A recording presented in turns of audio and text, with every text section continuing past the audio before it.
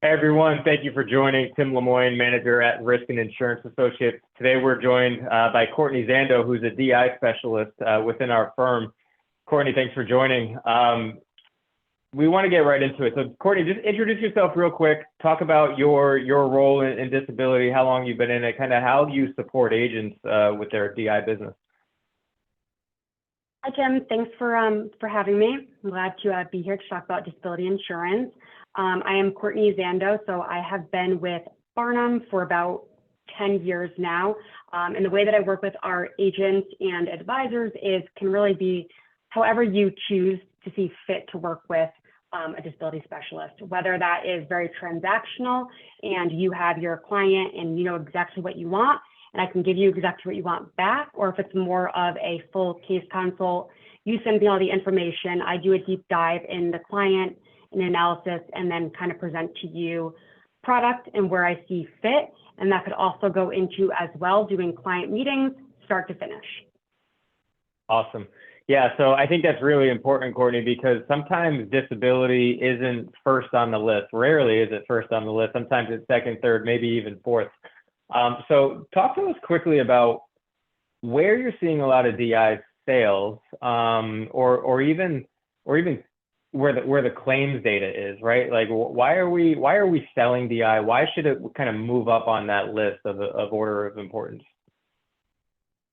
Sure. So I would say that the most common objection that I get is that it's never going to happen to me.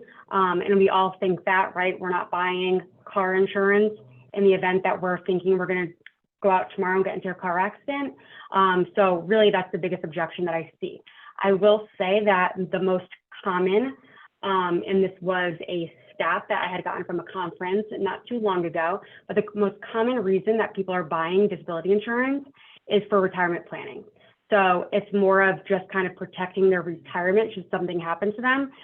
Again, right, we all care about ourselves, so it's a little bit of a selfish request there with retirement planning.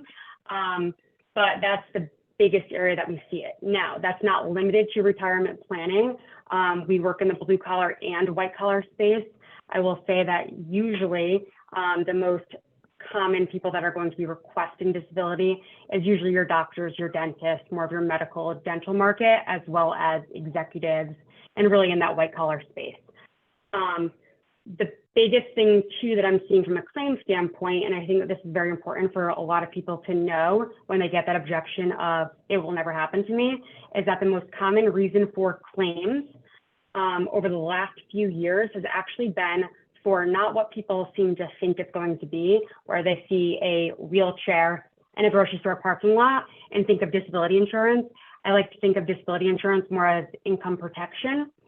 And in that case, right, the majority of the claims are coming from mental health issues as well as connective tissue and your musculoskeletal diseases, which are very, very common in all of us. Again, that's more of your back pain, right? Your joints, your tendons. And then I think that we're very aware of the mental health issue currently.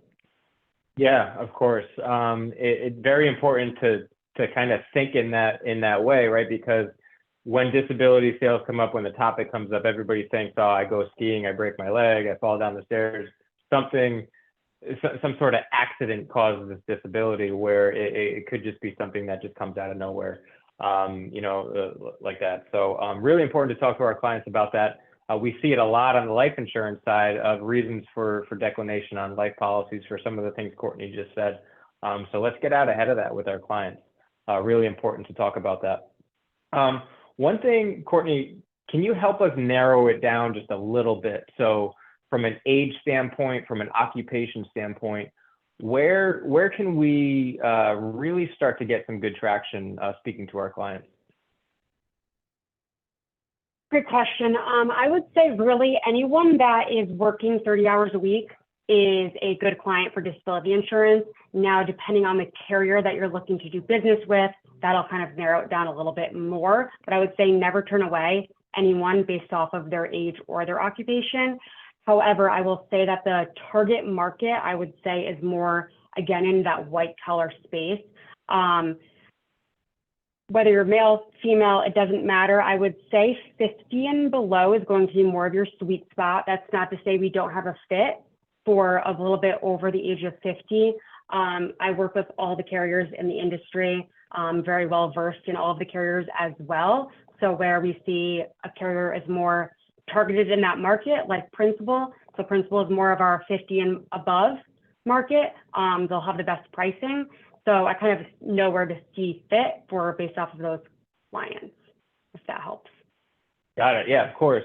And that's really important to know, right? And we talk about this on the life insurance side is, as an agent, it's really important for you just to take good fact finding, ask good questions, and then come back to us. We'll always support you and say, I think this is the best product for your client or the best carrier for your client.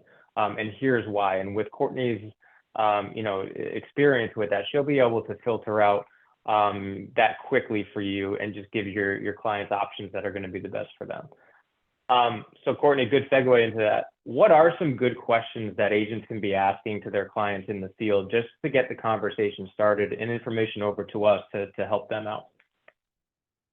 Absolutely. I would say that in your initial meeting, if you have not yet met with them, when you're going through that fact find with them, getting all the details about their life, their current employment, all of those details, when you get to the area where it asks if you have group insurance through your employer, whether that's life insurance or disability insurance, once they say yes, don't just move on to the next checkbox, right? There is your opportunity to ask them if they know what they have. Wait for them to answer. If they do say they know what they have, then I would ask them more questions. Do they know if it's employer paid or employee paid? Because that's going to make a huge difference on the taxability when they're receiving that. Do they know if there's a cap? All of these questions will help you get them to likely, and by likely I mean like usually they're going to say no, that they do not know, in which case then you can ask them to get a copy of their benefit booklet from either their HR department or they can look for one on their company portal. Then they can get that, send it to the team for review, and we can do an analysis on what they do and don't have, and how we could supplement it with their gap. But that is your way in, is to ask a lot of questions, and chances are they will not know the answer to them, in which case that's your way in. Yeah. Listen, a lot to understand, right, with disability. So if you feel uncomfortable in this space, if you have the clients that you want to talk to about disability or at least market to, just know that we have a team behind you. Just get the conversation started. Let them know you have a team. Let them know about Kourtney, and we can get on the phone with you and really talk through your client with that. Kourtney, we've got a fact find that we can share with everybody here, right? Just to kind of narrow down those questions. Yep, we sure do. Send that out. All right, great. Yeah, so we'll send that in this video. Kourtney, anything else you can think of? I would just say that if you have clients that are interested in disability insurance, or they have the opportunity when you're going through the fact find and ask them the question, don't move on because you're not comfortable with disability insurance. You're kind of missing out on an opportunity, and again, a client's opportunity should something happen. The last thing that you want your clients to do is have to take from their life insurance premium because if they do not have an income stream coming in. So make sure you're not skipping that step there. And again, if you don't want to learn how to do disability insurance or understand it, just know that we have somebody there that can take it start to finish for your client. Great. Thanks, Kourtney. Really valuable information. To all you agents out there, if you have that opportunity, give us a shout. We're going to have Kourtney's contact information right here for you. Don't forget to like us on LinkedIn, follow us on our YouTube page to get more content like this. And thanks for joining us. We'll talk to you next time. Thank you.